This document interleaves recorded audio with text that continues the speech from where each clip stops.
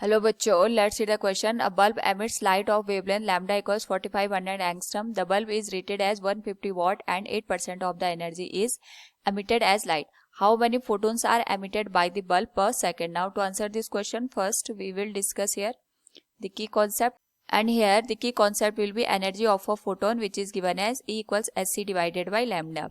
Now यहाँ पे हमारे पास एक वेवलेंथ दे रखी है that is 4500 angstrom, that can be written as 4500 into 10⁻⁻10 metre के बराबर.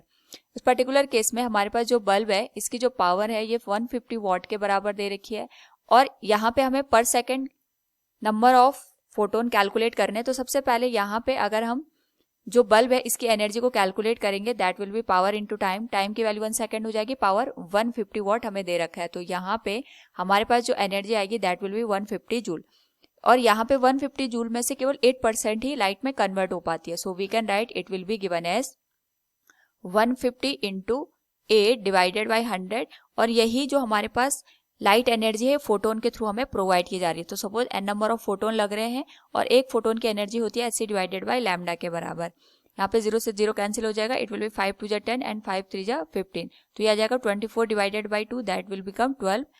n की वैल्यू हमें कैलकुलेट करनी है. h is 6.6 into 10⁻34. c की वैल्यू आ जाएगी 3 इंटू 10⁸. लैम्डा की वैल्यू हमारे पास दे रखी है 4500 के बराबर. That will be 4500 into 10⁻10.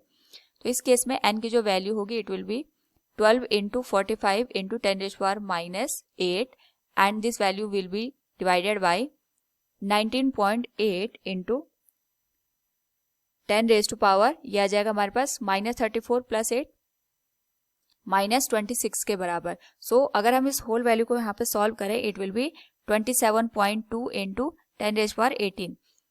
So from the given question, how many photons are emitted by bulb per second? It will be 27.2 into 10⁻18. Hope all you understood it. Thank you and best of luck.